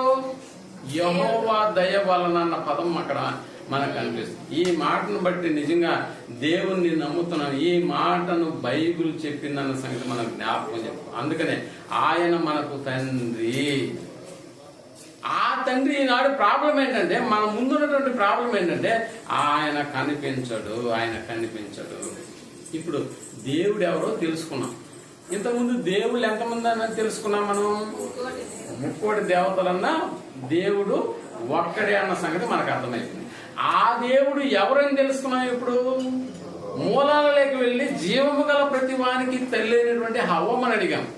ఎవరమ్మా దేవుడు అని అంటే ఎవరు కాదండి, యెహోవా దయ వలన నేను ఒక మనుష్యుణ్ణి సంపాదించుకున్నాను అని. ఆయన ఎవరమ్మా ఆయన అడిగామనుకోండి, ఆయన కనపడడు. అంటే ఎప్పుడో నువ్వు చెప్పిన సంగతే మాకు మేము నమ్మాలా అని అంటే ఒకవేళ నువ్వు చెప్పిన దేవుడే ఒకవేళ నిజమైతే మాకు ఒకసారి చూపించకూడదా ఆయన అన్నాం అనుకోండి. ఎక్కడ కనిపిస్తాడు ఆయన? ఎక్కడ కనపడ్డు ప్రియమైనటువంటి ఆయన ఉన్నాడు అనడానికి నిజంగా మనం ఈరోజు ఎవరిని అడగాలి, ఎక్కడ వెతకాలి, ఎలా తెలుసుకోవాలి ఆయన? మొట్టమొదటిగా దేవుడు ఎవరు, ఎంతమంది దేవుళ్ళు అనడానికి ఒక్కడే అన్న జవాబును మనం పరిశీలన చేసాం బైబిల్ని బట్టి. ఆ ఒక్కడే అయిన దేవుడు ఎవరు అంటే జీవం గల ప్రతి వానికి తల్లి అయిన హవ్వమ్మ చెప్తుంది ఆయన యెహోవా అన్న సంగతి మనకు. మరి ఆయన గురించి నిజంగా ఎక్కడ వెతకాలి, ఎలా వెతకాలి, ఎలా తెలుసుకోవాలి అని ఏమైనా మన దగ్గర ఏమైనా ఆధారాలు ఉన్నాయా అని అంటే దానికి కూడా దేవుడు ఒక అద్భుతమైనటువంటి విషయాన్ని బైబిల్ గ్రంథంలో రాయింది. మళ్ళీ బైబిల్లో ఎందుకు అడగాలి? ఖురాన్ అడగకూడదా? భగవద్గీతను అడగకూడదా? వాటంతట ప్రాముఖ్యం కలిగినటువంటివి కావాలి. దీన్ని బట్టి బైబిల్తో పోల్చుకుంటే వాటి రేటింగ్ ఎంత ఉంటుందో మీకు తెలుసు. ఎందుకంటే బైబిల్కి ఉన్నటువంటి రేటింగ్ చాలా పెద్దది, చాలా గొప్పది కూడా. కాబట్టి మళ్ళా బైబిల్ దగ్గరకే వచ్చి అసలు ఆయనయ్యా ఎవరు, ఆయనయ్యా ఎక్కడ వెతకాలి, ఎలా తెలుసుకోవాలి అని మరలా బైబిల్ దగ్గరికి వచ్చేస్తే ఒక అద్భుతమైన జవాబు చెప్తుంది. ఒకసారి మనం అపోస్తుల కార్యం 17వ అధ్యాయం 26వ వచనాన్ని మనం ఆలోచించగలిగితే, అపోస్తుల 17వ అధ్యాయం 26. మరియు యావత్ భూమి మీద కాపురం ఉండుటకు ఆయన ఒక్కని నుండి అన్నాడు. ఆయన ఒక్కని నుండి ప్రతి జాతి మనుషులను సృష్టించి అన్నాడు. ఏమిటి? దేవుడు అంట యావత్తు భూమి మీద కాపురం ఉండడానికి ఎవరినంట? ఒక్కని నుండి అన్నాడా, ఒక కోతి నుండి అన్నాడా? ఈనాడు మనుషులు ఎలా మనిషి యొక్క ఆవిర్భావం ఎలా జరిగిందని మాట్లాడుకుంటున్నారనండి. ఏం లేదంటే మనిషి కోతి నుండి ఆవిర్భావం అయ్యాడండి. కోతి నుండి వచ్చాడా? కోతి నుండి వస్తే ఇప్పుడున్న కోతులు మనుషులు అయిపోవాలి కదా. అంతకు ముందు ఉన్నటువంటి కోతులు మనుషులైపోవాలి, కానీ ఇప్పుడున్న కోతులు లాగానే ఉన్నాయి. మనిషి మాత్రం మనిషికి జన్మిస్తూ ఉన్నాడన్న సంగతి మనకు అర్థమవుతుంది. అందుకనే ప్రతి జాతి మనుషులను ఒక్కరి నుండి అన్న పదాన్ని వాడు, ఒక్కరి నుండి ప్రతి జాతి మనుషులను ఏం చేస్తాడో సృష్టించి అది వారు అంటే సృష్టించబడినటువంటి మనుషులు ఒకవేళ దేవునిని తడువులాడి కనుగొందురేమో అని వెదకు నిమిత్తం అంటే తను తెలుసుకోవడానికి ఏం చేశాడంటే దేవుడు నిర్ణయ కాలములను అనగా ఆయుష్కాలమును నిర్ణయ కాలం అంటే నిర్ణయించబడినటువంటి దినములు, నా దినములన్నీ నీ గ్రంథములో లిఖితములాయను అన్న పదం. ఉదయాన్నే ఇక్కడికి వస్తే ఒక ఆయన గంట కొట్టుకుంటూ పోతున్నాడు, వెనకాల ఒక 10 మంది. ఏం జరిగింది అని అంటే నిన్ననే ఒక ఆమె ఏమైపోయింది ఇక్కడ చనిపోయింది. అంటే నిర్ణయించబడినటువంటి దినములలోగా ఒకరు ఏం చేయాలంటే నిర్ణయించబడిన ఒక్క క్షణం కూడా లేటు కాకుండా మనిషి ఏమైపోవాలి, చనిపోవాలి. కాబట్టి ఇక్కడ దేవుడు నన్ను తెలుసుకోవడానికి నిర్ణయ కాలములను అన్నాడు. అంటే ఆయుష్ కాలములు అనగా ఆ కాలంలో దేవుని గురించి నేనేం చేసుకోవాలి, తెలుసుకోవాలి. ఎలా తెలుసుకోవాలి? ఇదిగో మనకి ఇవ్వబడినటువంటి నిర్ణయ కాలములను, మన నివాస స్థలం యొక్క పొలిమేరలను ఏర్పరిచాడంట దేవుడు. పొలిమేరలు అంటే దేవుడు ఉంచినటువంటి వస్తువులను గురించి కూడా మనం దేవుని గురించి తెలుసుకునేటటువంటి ఒక గొప్ప ఏర్పాటును దేవుడే చేశాడన్న సంగతి మనం జ్ఞాపకం చేసుకోవాలి. అంటే మనకి ఇవ్వబడిన ఆయుష్కాల దినాలలో ఎంత ఆయుష్కాలమే అంటే ఇదిగో నరుల ఆయుష్కాలము పరిమితి కాలది అంటారు ఆయన. పరిమితి అంటే కంజెస్టెడ్, లిమిటెడ్. అందుకని నరుని ఆయువుని గురించి మాట్లాడుతూ అతడు ఈ రోజు నుండి రేపు కనపడకుండా పోతాడు, అతని జీవితం ఆవిరి వంటిది అన్న పదాలు కూడా మనకి తెలుస్తూ ఉన్నాయి. నిజమే. అయ్యో నిన్న మా వీధిలో ఒక ఆవిడ చచ్చిపోయింది. ఆవిడ చచ్చిపోతే నేను మా పాపకు ఫోన్ చేశాను, ఏమన్నా మన వీధిలో ఉన్న ఒక ఆమె చనిపోయిందంటే, డాడీ మొన్ననే నేను ఏం చేశాను, హార్ట్కి సంబంధించిన ఒక టెస్ట్ చేశాను, మాస్క్ తీసి నేను ఎవరో గుర్తుపట్టానా అనిందంట ఈమె. ఇప్పుడు పోయినా నా కూతురు, అమ్మ పాప నువ్వా అని చెప్పి నన్ను ఇట్లా అనుకుని ముద్దు పెట్టుకుంది. ఈ రోజు లేదమ్మా చనిపోయింది అని. చూసారా, అంతలో ఉండి అంతలో మాయమైపోయేటటువంటి బ్రతుకు మనిషి. ఈ బ్రతుకు కాలంలో ఎప్పుడు చనిపోతామో తెలియదు, కానీ చనిపోయేలాగా దేవుడు ఎలాంటి అద్భుతమైనటువంటి అవకాశం ఇచ్చాడని అంటే నేనెవరో తెలుసుకుని చచ్చిపోను, నేనెవరు. కాబట్టి నిర్ణయ కాలములను వారి నివాస స్థలం యొక్క పొలిమేరలను ఏర్పరిచాడు అన్న సంగతి ఇక్కడ జ్ఞాపకం చేసుకుంటే నిజంగా ఆయనను గురించి ప్రతి మనుష్యుడు కూడా మనుషుడికి అనుగ్రహింపబడిన జీవిత కాలంలో ఆయన గురించి ప్రతి ఒక్కడు ఏం చేయాలి, తెలుసుకోవాలి. నాన్నెవరో తెలుసుకున్నావు కదా, అన్నెవరో తెలుసుకున్నావు కదా, అలాగే దేవుడు ఎవరో కూడా తెలుసుకో. ఎప్పటిలోప నువ్వు బ్రతికి మరణించేలోపు నీ స్నేహితులు ఎవరో తెలుసుకున్నావు, నీ బంధువులు ఎవరో తెలుసుకున్నావు. కాబట్టి తెలుసుకున్న నువ్వు అందరినీ ఇక్కడికి తీసుకొచ్చుకున్నావు. తెలియనటువంటి వాళ్ళు ఏమన్నా పిలిచాడా? లేదు. అవతలి వీధిలో ఆ ఊర్లో ఉన్న వాళ్ళు ఎవరో తెలియదు, కాబట్టి ఇబ్బంది లేదు. తెలుసుకున్న మనం కూడా ఇక్కడికి మనం పిలువబడ్డాం, మన గురించి తెలుసుకున్నాడు. అలాగే ఇప్పుడు ప్రతి మనిషి ఇక్కడికి వచ్చినటువంటి మనం కూడా ఏం చేయాలి అని అంటే దేవుని గురించి కూడా ఏం చేయాలి,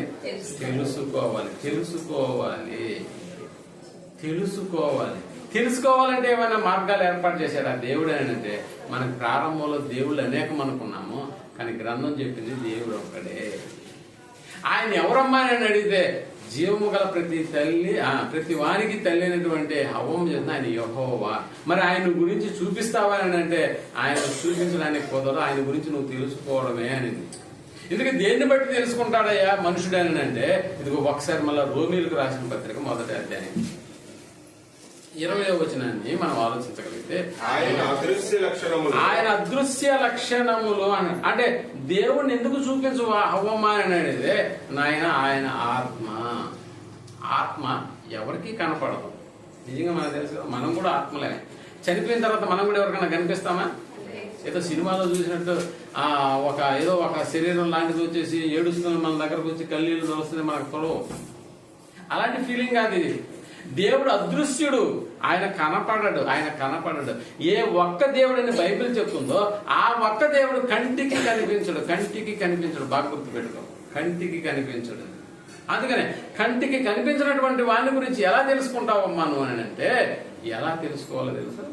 ఆయన అదృశ్య లక్షణాలు అన్న పదాన్ని అక్కడ మనకు కనిపిస్తుంది. అందుకనే లక్షణాలను బట్టి దేవుణ్ణి తెలుసుకోవాలా? ఈరోజు లక్షణాలను బట్టి దేవుణ్ణి తెలుసుకోవాలా? అవును, లక్షణాలు. ఆయనకున్నటువంటి లక్షణాలు ఏంటయ్యా అని అంటే, అనగా ఆయన నిత్య శక్తియు, అదిగో ఆయన నిత్య శక్తి, దేవత్వమును, జగదుత్పత్తి మొదలుకొని సృష్టింపబడిన వస్తువులను ఆలోచన చేయంట. అదృశ్యుడైన దేవుని గురించి నీకు అర్థం అవ్వాలంటే నువ్వు తెలుసుకో. మరి ఎలా తెలుసుకోవాలి? ఇదిగో సృష్టించబడిన ప్రతి వస్తువును నువ్వు ఆలోచించుట వలన ఆలోచించు. ఈనాడు ఇంతమంది ఇక్కడ కూర్చున్నాం కదా, ఒకడు ఫ్యాన్ ఏ అంటాడు, ఒకడు ఆపే అంటాడు. ఫ్యాన్ వేస్తే గాలి ఎక్కువైపోతుంది, ఫ్యాన్ ఆఫ్ చేస్తే గాలి తక్కువైపోతుంది. ఇప్పుడు చెప్పండి, గాలి కనిపిస్తుందా? కనపడదు. అర్థమవుతుందా? ఇప్పుడు అంటే గాలికి ఉన్నటువంటి లక్షణం కనపడని లక్షణం ఉంది. ఇప్పుడు అది ఉందన్నామా లేదన్నామా? ఉందా? మరి చూపించు. దాని యొక్క లక్షణం నీకు అర్థం అవ్వాలి, దాని యొక్క లక్షణం. అందుకనే దేవుడు ఇప్పుడు కనపడినటువంటి ఆయన్ని ఎక్కడ నువ్వు వెతుకుతావు? అందుకని లక్షణాలను గురించి నువ్వు ఆలోచన చేయి. లక్షణాలు కనపడదు, గాలి కనపడదు. అలాగని లేదు అని అందామా? లేదు. గాలి ఉంది అనడానికి నువ్వు పీల్చి వదులుతున్నావే, ఇదే కదా నిదర్శనం. పోనీ అలాగని ఇదిగో ఓ లైట్ మనకి వెలుగుతూ ఉంది, ఈ లైట్ వెలుగుతుందంటే దాని వెనకాల ఏ శక్తి ఉందన్నా? విద్యుత్ శక్తి. ఇప్పుడు మీరు ఆలోచించండి, ఈ గాలి అంటే దేవుని వల్ల సృజించబడినటువంటి ఒక వస్తువు అని అనుకుంటే, మరి విద్యుత్ శక్తి అనేటటువంటిది మనుషుడు కనిపెట్టినటువంటి శక్తి. ఇది మనుషుడు కనిపెట్టినటువంటి ఈ శక్తిని నువ్వు కళ్ళ ముందుకు తీసుకురా. అసలు ఎలా టెక్నాలజీని ఉపయోగించాడండి, డ్యాములు కట్టాడు, విద్యుత్ శక్తిని జనరేట్ చేస్తున్నాడు. అలాగని చెప్పి ఆ శక్తి కనిపిస్తుందా? వైర్ ఒకటే కనిపిస్తుంది నీకు, అంతేనా? వైర్ ఒకటే కనిపిస్తుంది. అంటే దీన్ని బట్టి మనకి ఏమర్థం అవుతుంది అంటే విద్యుత్ శక్తి కూడా మనకి కనపడదు. మరి దాని గురించి తెలుసుకోవాలంటే దాన్ని చూడాలనుకో, బాగా దాని గురించి తెలుసుకో. తెలిస్తే నీకు అర్థమవుతుంది. లైట్ వెలిగితే కరెంట్ ఉందంటావు, లైట్ ఆరిపోతే కరెంట్ లేదంట. అంటే శక్తి ఉంది అనడానికి మనకు ఒక లక్షణం కనిపిస్తుంది, ఒక గుణం మనకు కనిపిస్తుంది. లైట్ వెలుగును బట్టే అది ఉందని అంటాము. మన ముందున్నటువంటి నిజంగా మన ముందున్నటువంటి ఒక పెద్ద లైట్ బయటికి వెళ్తే గత 2 రోజులు నిన్న మొన్న మనకి ఆ లైట్ మనకు కనపడలేదు. అందుకని లైట్ గా డిజిలింగ్ వస్తూ ఉంది. అంటే ప్రపంచానికి వెలుగునిచ్చేటటువంటి సూర్యుడు అనేటటువంటి ఆయన ఉన్నాడే. మరి రాత్రి అయిపోతే చంద్రుడు, నక్షత్రాలు, ఇవి దేని వల్ల వెలుగుతున్నాయి అంటే, అందుకనే సృష్టింపబడిన వస్తువులను నువ్వు ఆలోచన చేయి అన్నాడు. జగదుత్పత్తి మొదలుకొని సృష్టింపబడిన వస్తువులను నువ్వు ఆలోచన చెయ్యి. అవి ఎవరి గురించి తెలుపుతాయో తెలుసా నీకు? దేవుడు లేడు అని అనేటటువంటి వాడికి కూడా అవి తెలియజేస్తూ ఉంటాయన్న సంగతి మీకు తెలుసు కదా. అప్పుడప్పుడు ట్రాన్స్ఫార్మర్ దగ్గర డేంజర్ అన్న పదం రాసి ఉంటుంది, విద్యుత్ శక్తి కదా. డేంజర్ అంటే చదువుకున్నటువంటి వాడికి అర్థమవుతుంది. మరి అపాయం ఏంటంటే చదువుకున్న ఇంగ్లీష్ రానిటువంటి వాడికి, తెలుగు మాత్రమే వచ్చిన వాడికి అర్థమవుతుంది. ఇప్పుడు ఇంగ్లీషు రాదు, తెలుగు రాదు, ఊరికే జస్ట్ మనిషిగా వాడు పుట్టాడు, పెద్ద అయినాడు, ఏ చదువు రాదు. మరి వీడికి అర్థం అవ్వాలంటే ఒక పుర్రి 2 ఎముకలు ఎట్లా ఉంటాయి గుర్తించారా? అంటే దీన్ని బట్టి ఏమర్థం అవుతుంది మనకి? ఎంత తాగుపోతాడైనా దాని దగ్గరకు టచ్ చేసి చచ్చిపోయినాడు ఉన్నాడా? ఎవడు లేడు. ఎందుకంటే అదేంటో కూడా తాగిన మొత్తులో కూడా నీకు తెలుసదా? ఇంటికి వచ్చి పక్కింటాన్ని లేపేసి ఇది మా ఆవిడ అనుకున్నాను అంటాడేమో గాని విద్యుత్ శక్తి దగ్గరకు పోయి ఏమనుకున్నాను అంటాడు. స్విచ్ అనుకున్నాను వేయడానికి పోయినా చేయబెట్టా అంటాడా? అస్సలు. అంటే మద్యం మత్తులో ఉన్నవాడికి కూడా అది ఏం చెప్తుందని అంటే, ఇలా అయిపోతావు అని చెప్తుంది. కాబట్టి జాగ్రత్తగా ఉంటాడన్న సంగతి. అందుకనే ప్రియమైనటువంటి వాళ్ళరా, ఎటువంటి వాడికైనా దేవుడు తాను ఉన్నాడు అని చూపించడానికి అనేక రకాలైనటువంటి విధాలుగా దేవుడు తను తాను కనపరుచుకుంటున్నాడు, తెలుసుకోమని కోరుతూ ఉన్నాడు అన్న సంగతి మనకు అర్థం అవ్వాలి. ఒకసారి కీర్తనల గ్రంథము 40వ అధ్యాయం 5వ వచనాన్ని మనం ఆలోచించగలిగితే, కీర్తనల గ్రంథము 40వ అధ్యాయము 5వ వచనాన్ని మనం ఆలోచించగలిగితే, ఇది. యెహోవా నా దేవా, యెహోవా నా దేవా, నీవు మా ఎడల జరిగించిన ఆశ్చర్య క్రియలను అదిగో నీవు మా ఎడల జరిగించిన ఆశ్చర్య క్రియలను మా ఎడల నీకున్న తలంపులను మా ఎడల నీకున్న తలంపులు అన్నాడు. మా ఎడ అంటే మనుషులమైనటువంటి మన ఎడల దేవునికి ఏమున్నాయంట? ఆలోచనలు ఉన్నాయంట. ఏమంటే ఈ ఇంట్లోకి చీపురు చాలా చిన్న పదార్థమే, దాంట్లో చెత్త ఊడ్చినప్పుడు ఎత్తుకునే చాట కూడా చాలా చిన్నదే. అయినా కూడా అంటే ఇంట్లో ఉన్నటువంటి వస్తువులను ఈ ఇంట్లోకి తీసుకుని వచ్చాడని అంటే ఆ వస్తువు గురించి ఆలోచన చేస్తేనే కదా ఆ వస్తువుని ఇంట్లోకి తీసుకొచ్చి పెడతారు. ఇక్కడ ఇది పలాంటి లోటు ఉందని అంటేనే ఇంట్లో ఒకవేళ బజార్లో ఉన్న ఫోన్ అవుతుంది, నువ్వు వచ్చేటప్పుడు టెంకాయ పులుసు చేపరగడదే అంటుంది, ఫలానా చేపరగడ ఫలానా వస్తువు దే అంట. అంటే ఈ ఇంట్లోకి చేర్చబడినటువంటి ప్రతి వస్తువు కూడా నువ్వు ఆలోచన చేసి తీసుకొచ్చి ఇక్కడ పెట్టావు. యజమానిగా నువ్వు ఆలోచన చేసి తీసుకొచ్చి, అదంతా ఏమి లేదండి మేము ఇల్లు కట్టంగానే అన్ని వాటి అంతటా వచ్చేసినాయని అన్నామా? ఎలా అసలు రానే రావన్న సంగతి మనకు తెలుసు. ఈ ప్రపంచం కూడా దేవుని ఇల్లే అని అనుకుంటే ప్రతి వస్తువు ఆయన ఆలోచనతోనే ఈ భూమి మీదకి వచ్చిందన్న సంగతి మనం జ్ఞాపకం చేసుకో. అందుకని మా ఎడల నీకున్న తలంపులు ఆశ్చర్యక్రియలను బహు విస్తారములు వాటిని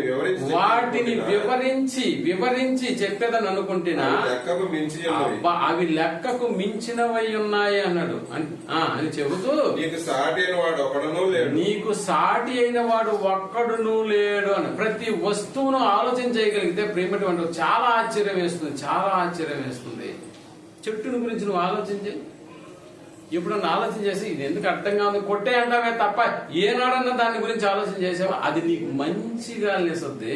ఇంకా చెప్పాలంటే నువ్వు వదిలేస్తున్నావే కార్బన్ డైఆక్సైడ్ దాన్ని స్వీకరిస్తుంది. తెలుసా నీకు అవసరమైనటువంటి దాన్ని ఇస్తుంది, నీకు అనవసరమైన దాన్ని కూడా దాన్ని ఆ చెట్టు తీసుకుంటుంది అన్న సంగతి మనం జ్ఞాపకం చేసుకోవాలి. నీకు ఇంకా ఏం చేస్తుంటే నీకు పువ్వుల్ని ఇస్తుంది, నీకు ఇంకా చెప్పాలంటే నీకు కాయల్ని ఇస్తుంది, నీకు ఏం కావాలో రోగం వస్తే నా ఆకులు తిని నువ్వు బాగుపడరా అని చెప్తూ ఉంటుంది. అందుకని ఆయుర్వేదిక్ డాక్టర్లు మీరు కలిస్తే అన్ని ఆకులు అలములు వేర్లు బెరళ్ళు ఇవి మాత్రమే మనకి ఇస్తూ ఉంటారు. చివరికి లాస్ట్ గా కూడా ఇదిగో నన్ను మంటేసుకుని ఏదన్నా చలి కాసుకో లేకపోతే నీళ్లు కాసుకో అన్నట్టుగా తనకు తానే ఏమైపోద్దంటే బూడిదైపోతుంది. అందుకని వస్తువులను చూసి దేవుడు ఎవరో తెలుసుకోవాలి ప్రేమటువంటి. కానీ మనిషి సృష్టిని చూసి ఏమన్నాడు ఆయన అంటే శాస్త్రాలను రాసుకున్నాడు. ఈ రోజు సృష్టిని చూశాడు, శాస్త్రాలను రాసుకున్నాడు. వృక్షాలను చూశాడు, వృక్ష శాస్త్రాన్ని రాసుకున్నాడు. జంతువులను చూశాడు, జంతు శాస్త్రం అని రాసుకున్నాడు. భూమిని చూశాడు, భూగర్భ శాస్త్రం అని అంటున్నాడు. సృష్టిని చేసింది నిజంగా నేనే కాబట్టి నేను నీకు శాస్త్రాల పేర్లు పెట్టుకున్నాక నీకు ఈ సృష్టిని చేసి పెట్టిందని కాదు. సృష్టిని గమనించిన ప్రతి ఒక్కడు కూడా, చెట్టును చూసిన ప్రతి ఒక్కడు కూడా, చెట్టు శాస్త్రం రాసేవాడికి కూడా దేవుడు చాలా దగ్గరగా కనిపించాలి ప్రేమటువంటి వాడు.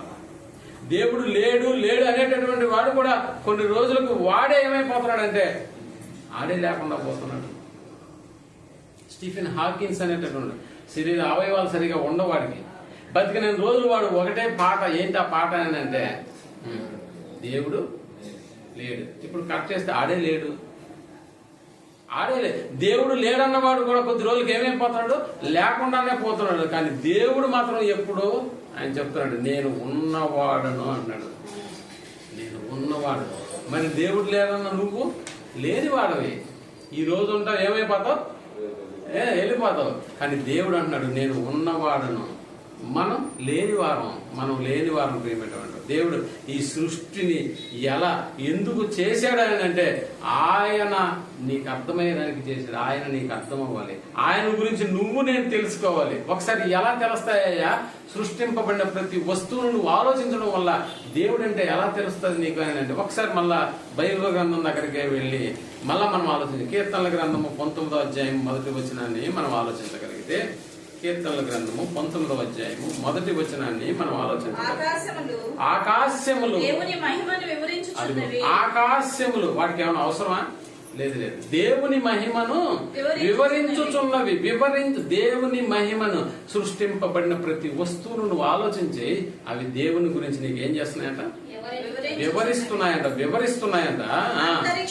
అంతరిక్షము ఆయన చేతి పనిని ఆయన చేతి పనిని ప్రచురం చేస్తుంది. అంతరిక్షం, ఈ రోజు అంతరిక్షంలో కూడా మనుషులు వెళ్ళొస్తున్నారు. అక్కడికి వెళ్ళినటువంటి వాడు చెప్తున్నటువంటి మాట ఏంటంటే, అక్కడికి వెళ్ళడం గొప్ప కాదండి, దానికన్నా మించినటువంటి మరొక లోకం ఉంది, ఆ పరలోకానికి వెళ్ళడమే గొప్పమైనటువంటి స్థితి. ఆఫ్టర్ ఇది అంతరిక్షమే కదా. కానీ అలాంటి అంతరిక్షాన్ని దగ్గరగా చూసినటువంటి వారు కూడా ఈరోజు దేవుడు ఎవరో చక్కగా అర్థం అవ్వాలి అతనికి. అంతరిక్షము ఆయన చేతి పని ఏం చేస్తుందంట? ప్రచురపరుచుతున్నది. పగటికి పగలు బోధ చేయుచున్నది, రాత్రి జ్ఞానము తెలుపుచున్నది. వాటికి ఏం లేదు, భాష అని పేరు పెట్టుకున్న నువ్వు కూడా దేవుని గురించి చెప్పవే రాజు, కానీ వాటికి భాష లేదు, అయినా మాటలు లేవు, వాటి స్వరము వినపడదు. ఈ రోజు మనకు అన్ని భాష ఉంది, మాటలు ఉన్నాయి, స్వరం ఉంది. ఏ రోజు దేవుని గురించి మనం మాట్లాడాం, కానీ ఆటిని చూడు, దేవుడు ఎవరో నీకు తెలుస్తుంది అని మాట్లాడుతుంది బైబిల్ గ్రంథం. ఇంకా ఎవరిని గురిస్తే ఇంకా మనకి బాగా అర్థమవుతుందయా అని అంటే, ఒకసారి మనం యోబు గ్రంథంలోకి వెళ్ళి 12వ అధ్యాయం 7వ వచనాన్ని, మళ్ళీ ఎందుకు బైబిల్ దగ్గరికే వస్తున్నాం మనం, ఖురాన్ దగ్గరికి ఎందుకు పోవట్లేదు, భగవద్గీత దగ్గరికి ఎందుకు పోవట్లేదు అంటే, Bible is the best book of the world. It's a place of number 1 అన్నమాట. కాబట్టి ఈ గ్రంథం దగ్గరికే మనం వస్తున్నాం ప్రతిసారి. యోబు గ్రంథం 12వ అధ్యాయం 7వ వచనం, అయినను మృగములను విచారించు, మృగములను విచారించు. మనిషి కంటే మనిషి ముందా మృగం ముందా? మనిషి ముందా మృగం ముందా? మనిషి ముందా మృగం ముందా? మనిషి ముందా మృగం? మృగం పెద్దదా మనిషి పెద్దవాడా? ఈ రెండిట్లో ఎవరు మొదట? మృగం పెద్దది కదా. అంటే మనకన్నా పుట్టినటువంటి వాటిని అడుగు, అంతే కదా. రే పెద్దోడా అని పెద్దోడిని ఎందుకు అడుగుతాం అంటే, వాడు ముందు పుట్టాడు కాబట్టి వాడికి విషయాలు ఎక్కువ తెలుసుంటాయి. కాబట్టి మనకంటే ముందు వచ్చింది ఎవరైనా అంటే జంతువులు. అలాంటి జంతువులను విచారించు, జంతువులను విచారించు. అదిగో అవి నీకు బోధించును, అవి నీకు బోధించును. దేని గురించి బోధిస్తాయి? నన్ను తిను, నా మాంసం ఇలా ఉంటదనే కాక దేవుడు ఎవరో చెప్తాయి నీకు అని. మృగములను విచారించుము, అవి నీకు బోధించుము, బోధించును. ఆకాశ పక్షులను విచారించు, అవి నీకు తెలియజేస్తాయి. ఎవరి గురించి తెలియజేస్తాయి అనుకుంటున్నావు? దేవుని గురించి తెలియజేస్తాయి. మృగాన్ని విచారిద్దాం ఊరికే అనుకున్నాం. ఆఫ్రికన్ అడవిలో మీకు మృగాలు కనిపిస్తాయి కదా, అవి మీకు ఏ ఛానల్? నేషనల్ జియోగ్రాఫిక్ ఛానల్లో కనిపిస్తాయి. మీరు ఒకసారి ఆలోచించండి. అంటే ఆఫ్రికా కంట్రీలో ఉన్నటువంటి ఆ నల్ల జాతీయుడు ఏ రోజన్నా క్యారేజీలు కట్టుకెళ్లి ఒక బండి భోజనం తీసుకెళ్లి జంతువులకు పెట్టిన సందర్భాలు ఉన్నాయా? కొన్ని చనిపోయాళ్లే మా వాడు ఎదుకెళ్ళి దీనికి జంతువులకి ఆహారం లేదు అని చెప్పి ఈయన ఆహారం వేసేద్దామని ఎవరన్నా తీసుకుపోయి వేసారా? వేసారండి? లేదు కదా. మృగములను విచారణ చేయి, మృగములను విచారణ చేయి, అవి నీకు తెలియజేస్తాయి. ఏ రోజన్నా మనం క్యారేజ్ తీసుకెళ్లి వాటికి ఇచ్చామా? కానీ ఎలా బతుకుతున్నాయి అవి? ఎలా బతుకుతున్నాయి అవి? అవి నీకు బోధించును. ఆకాశ పక్షులను విచారణ చేయి, అవి నీకు తెలియజేస్తాయి. భూమిని గురించి భూమిని నువ్వు బతుకుతున్నావే, భూమి నువ్వు తిరుగుతున్నావు, నిద్రలేదు. భూమిని గురించి నువ్వు ధ్యానించిన ఎడల అది నీకు బోధించును, అది నీకు బోధించును. సముద్రములోని చేపలను నీకు దానిని వివరించును. సముద్రంలో చేప ఎంత పెద్దది? తిమింగలం అంటాం కదా మనం. ఎంత పెద్దది? ఒక్క రోజు భోజనం ఎంతో తెలుసా దానికి? 2 ఎడ్ల బందంత భోజనం కాదు, 2 ఎడ్ల బందంత భోజనం ఒక్క రోజుకి. అప్పుడప్పుడు మీకు ఛానల్స్ లో చూపి ఒక్క తిమింగలం పైకి ఎగిరి కింద పడుతుందంటే, అమ్మో దీని బరువు ఎంత టన్నులు ఉంటుందా? ఒక్క పూట తినాలంటే ఎక్కడి నుంచి తీసుకెళ్లి పెట్టాలి? ఎవడు తీసుకెళ్లి పెట్టాలి చెప్పండి? అందుకనే మృగములను విచారణ చేయి, అవి నీకు తెలియజేస్తాయి. ఏం చెప్తాయి తెలుసా ఈ మృగాలు కూడా? మేము దేవుణ్ణి ప్రకటన చేస్తున్నాము. ఎలా అంటే, ఈరోజు మనకు తెలుసు రాకేష్ గురించి సురేష్ చెబుతూ మంచి ఆతిథ్యం ఇవ్వాలి మా వాళ్ళకైనా అన్నాడే. మంచి ఆతిథ్యం వెనకాల ఎన్ని కోళ్లు బలైపోయాయి తెలుసా నీకు? 4 గంటలకే వెళ్ళిపోయి 40 కోళ్లు పోసేసాం. 40 కోళ్ళు పోనీ ఈ రోజు వరకే 40 కోళ్ళు అని అనుకుంటే, ప్రపంచంలో ఈ రోజు ఎన్ని కోళ్ళు దిగుంటాయి చెప్పండి?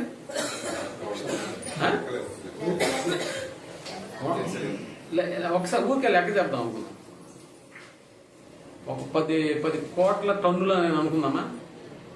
ఇంక నిజానికి చెప్పాలి, నీకు కోళ్ళే ఉండకూడదు ఈ రోజు రేపటికి.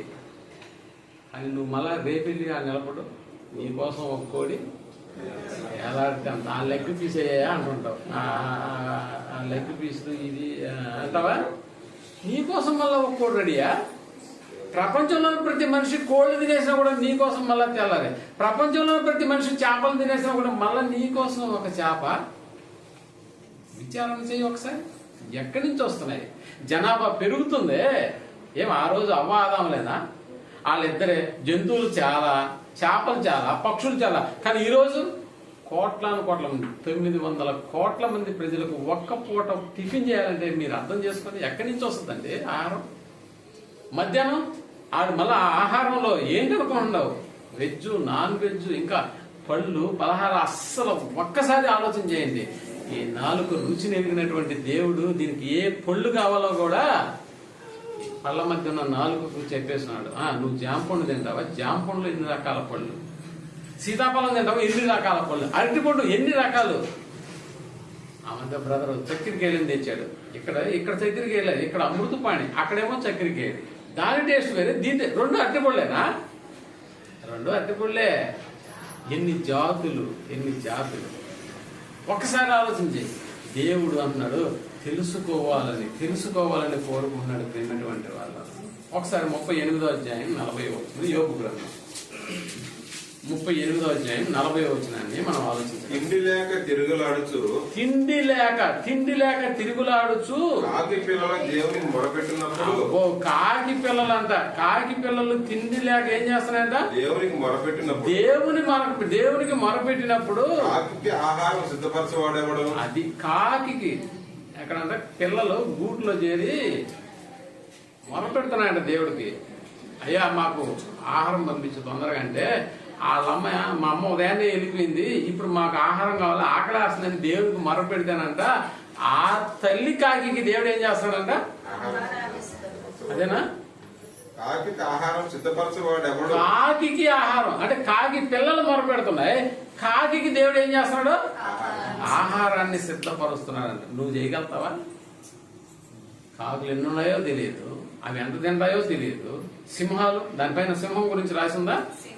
సింహపు పిల్లలు తమ గుహలలో పండుకున్నప్పుడు, తమ గుహలలో పొంచి ఉండినప్పుడు నీవు వాటి ఆకలి తీర్చదవా? నువ్వు వాటి ఆకలి తీర్చదవా? తిండి లేక తిరుగులాడుచు అది నువ్వు వాటి ఆకలి నువ్వు తీరస్తావా? సముద్రపు చేపలను చూడు, నీకు నేర్పిస్తాయి. ఆకాశ పక్షులను చూడు, నీకు నేర్పిస్తాయి. ఇన్ని చేసిన చివరికి మనుషుడు ఏమంటున్నాడు అంటే, అసలు దేవుడే లేడు. చూసి చెప్పు, ఆలోచన చేసి చెప్పు, దేవుడు ఉన్నాడా లేడా అని ఆలోచన చేసి అందుకని అలాంటి వాడి గురించి దేవుడు కూడా రాస్తూ 53వ కీర్తన గ్రంథము 1వ అధ్యాయము, దేవుడు లేడని 53:1 దేవుడు లేడని బుద్ధిహీనులు ఏం చేస్తారంట? తమ హృదయంలో అనుకుందరు. వారు చెడిపోయిన వాడైతేనే తప్ప అలా ఆలోచన చేస్తాడు. అసహ్య కార్యములు చేయదురు. ఇప్పుడు అర్థమవుతుందా? దేవుడు లేడనేవాడు బుద్ధిహీనుడు, దేవుడు ఉన్నాడనేవాడు బుద్ధిమంతుడు. ఎలా? దేన్ని బట్టి? అందుకని వీటన్నిటిని మనం గమనించాం. దేవుడు ఎవరో తెలుసుకున్నాం, ఆయన ఎవరో, ఆయన పేరేంటో మనకు అర్థమైంది, ఆయన ఎలా ఉంటాడో మనకు అర్థమైంది. ఇప్పుడు ఏటిని మనం సాక్ష్యాలుగా తీసుకున్నామంటే ఆకాశ పక్షులను, చేపలను, అన్నింటినీ మనం సాక్ష్యాలుగా తీసుకున్నాం, మనకు అర్థమైంది. ఇవన్నీ పోతే ఈ సృష్టి కూడా మనం కలిగిన తర్వాత మనం తెలుసుకున్నాం కదా, ఈ లోకంలోకి వచ్చిన తర్వాత ఈ భూమి ఇవన్నీ మనం తెలుసుకున్నాం కదా.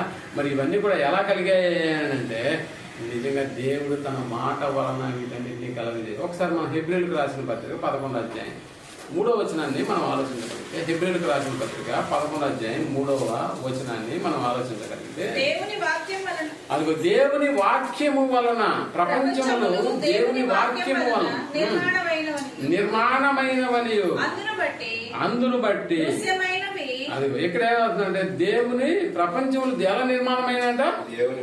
దేవుని వాక్యము వలన ఆ దేవుని వాక్యం వలన నిర్మాణమైనవి, అంటే దేవుడు తన మాట వలన వీటన్నిటిని సృష్టించాడన్న సంగతి. ఆ దేవుణ్ణి పరిచయం చేయడానికే ఆయన కుమారుడైనటువంటి యేసు ప్రభుల వారు ఈ లోకానికి వచ్చాడు, పరిచయ కార్యక్రమాన్ని జరిగించాడు. ఎప్పుడు 2000 సంవత్సరాలకు పూర్వం. నేడు ప్రపంచానికి అది పండుగ అయిందే కానీ దేవుని గురించినటువంటి అవగాహన మాత్రం అందరిలో లేకుండా పోయింది. ఆయన వచ్చి దేవుడు ఎవరో అర్థమయ్యేటట్లుగా మనుషులకు బోధించాడు. పరలోకమందున్న మీ తండ్రి అన్న పదాన్ని వాడాడు. కానీ ఈరోజు ఆయన వచ్చిన దినాన్ని పురస్కరించుకున్నారు, పండుగలు చేస్తున్నారు. ఈనాడు బయటికి వెళ్ళి చూడండి, ఏ ఇంట్లో చూసినా ఒక స్టార్, కిందేమో బారు. చూసారా? అంటే యేసు ప్రభుల వారు అయినటువంటి ఆయన తండ్రి అయినటువంటి దేవుని గురించి ఆయన మాట్లాడడానికి ఈ లోకంలోకి వస్తే ఆ పదాన్ని పక్కన పెట్టేశారు. ఈరోజు పండుగ జరుపుకునేటటువంటి శాతం క్రైస్తవులు ఎక్కువ మంది అయిపోయినటువంటి వారు. దేవుడు మనకి తండ్రి అనేటటువంటి అవగాహన కోసం యేసు ప్రభుల వారు ఈ లోకంలోకి వచ్చారు. కాబట్టి నిజంగా ప్రియమైనటువంటి వారు కదా, ఆయన ఆత్మగా ఉన్నాడు. ఆయన ఎవరికీ కనిపించడు. కనిపించని గాలిని మనం నమ్ముతూ ఉన్నాం, కనిపించని విద్యుత్ శక్తిని మనం నమ్ముతూ ఉన్నాం. కానీ కనిపించని దేవుని మాత్రం ఎందుకు నమ్మట్లేదు? మనం కనిపించడు కదా అని నమ్మకుండా వదిలేస్తున్నామా? లేదు ప్రియమైనటువంటి వారు కదా. కూరలో ఉప్పేసావా అని అడిగింది అనుకో, భార్య చెప్తుంది వేసాను అని అన్నట్టు. ఏది నాకు కనపడలేదే ఆయన అడిగి చూడు. అరే కూరలో ఉప్పేస్తే కనపడదు, దాన్ని ఏం చేయాలి? టేస్ట్. ఇందాక బిర్యానీ వండేటప్పుడు 4 చేత టేస్ట్ చేసేటప్పుడు చూపించింది 4 చేత. ఉప్పు నేను చూశానని అంటే నువ్వు చూసిన ఉప్పు కాదు, కూరలో పడిన ఉప్పు చూడాలి. ఇప్పుడు కూరలో ఉప్పు వేయగానే ఏమైపోద్ది? కరిగిపోద్ది. ఇప్పుడు దాని గురించి తెలుసుకోవాలంటే ఉప్పు ఉందా లేదా, ఉన్నా కూడా కరెక్ట్ గా ఉందా లేదా తెలియాలంటే రుచి చూడాలి. అందుకనే నిజంగా ప్రేమటువంటి వాళ్ళ దేవుని ఏం చేసి తెలుసుకోవాలంట? యెహోవా ఉత్తముడని రుచి చూసి తెలుసుకో. ఆయన ఉన్నాడని, ఆయన మనకు తండ్రిని, ఆయనకు మనం పిల్లలమని రుచి చూసి తెలుసుకోవాలి.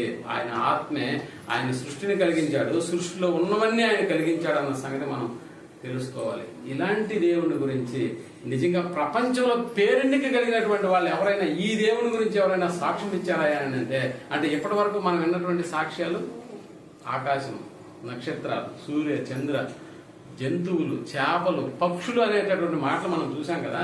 మరి మనుషులలో కూడా ఎవరైనా ఈ దేవుని గురించి మాట్లాడారా అని అంటే ఒకసారి దానియేలు గ్రంథంలోకి వెళ్ళి 3వ అధ్యాయము 20వ వచనాన్ని మనం ఆలోచించగలిగితే, దానియేలు గ్రంథము 3వ అధ్యాయము 20వ వచనాన్ని మనం ఆలోచించగలిగితే, మరియు తన సైన్యములో ఉండు బలిష్ఠులలో కొందరిని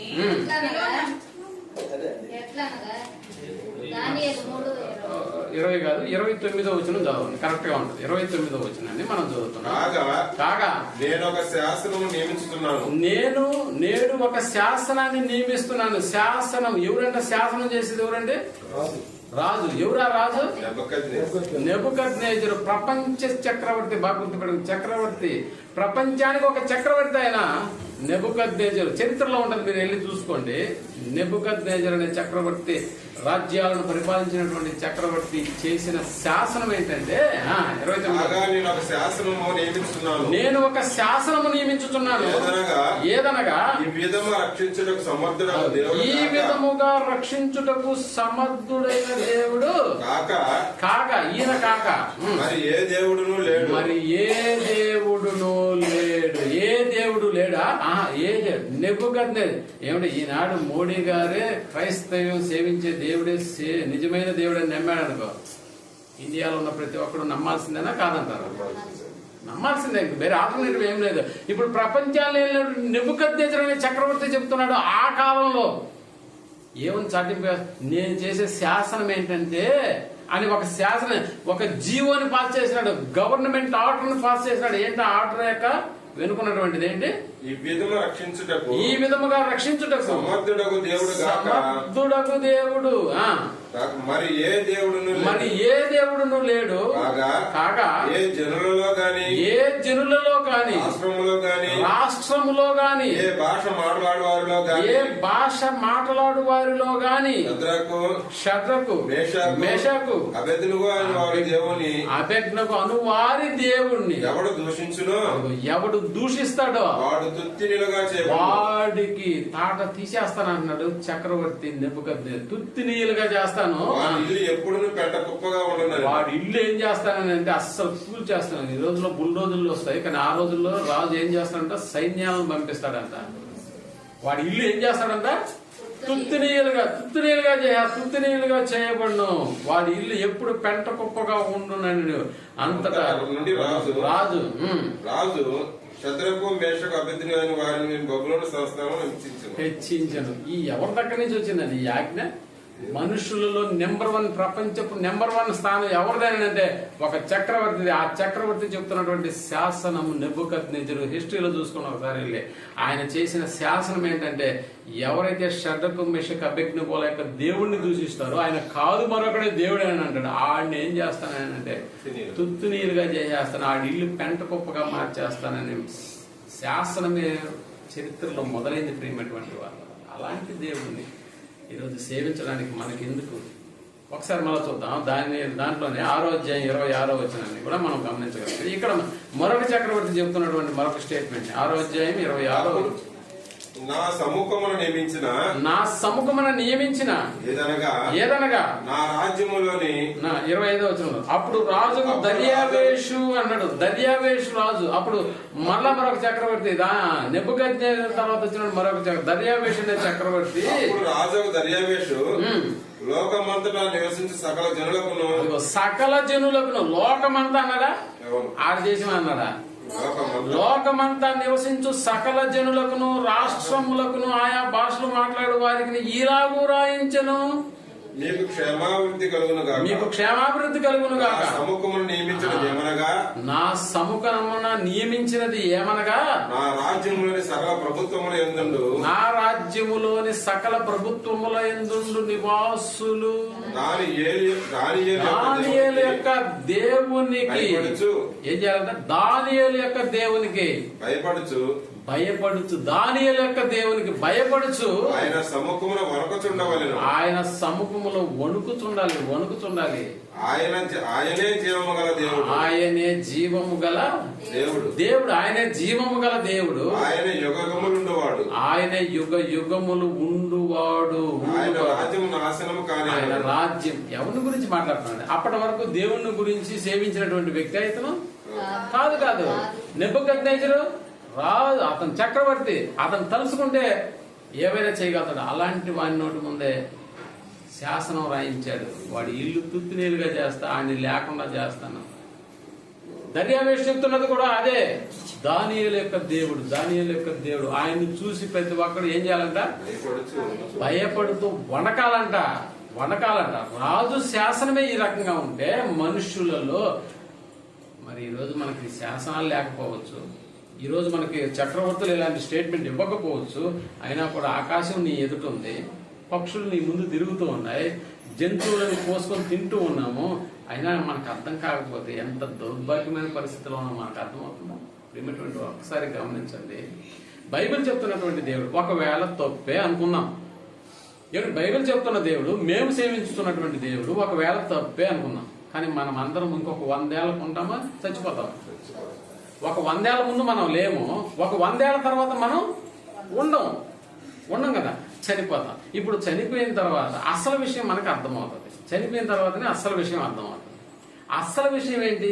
బైబిల్లో చెప్పబడిన దేవుడే నిజమైన దేవుడు అని తెలిస్తే పొరపాటున చనిపోయిన తర్వాత ఏం చేయగలుగుతాం? ఏమి చేయలేవు కదా. అప్పుడు మళ్ళా అలాగని భూమి మీదకి రాగలుగుతామా? భూమి మీదకి ఒక మనుషుడు మరణించిన తర్వాత మళ్ళా భూమి మీదకి వచ్చే అవకాశమే లేదు. చూసారా?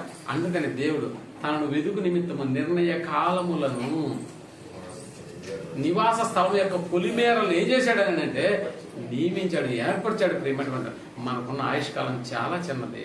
ఈ చిన్న దాంట్లోనే దేవుడు ఎవరో మనం తెలుసుకోకపోతే అపారమైనటువంటి నష్టం. మీరు అప్పుడప్పుడు రోడ్డు పనులు చేసేటప్పుడు ముందు ప్రమాదం ముంచి ఉంది, ఆగి నిదానంగా పోండి బోర్డు ఉంటుందా? ఒక చిన్న ప్రమాదానికే ఒకడు అంత పెద్ద బోర్డు పెట్టి మనల్ని డైవర్షన్ చేస్తున్నాడు అని అంటే ఈ జీవితం అనేటటువంటిది ముగిసిన తర్వాత జరగబోయే ప్రమాదం ఏంటో తెలుసా? నిత్య నరకాగ్ని అన్నాడు.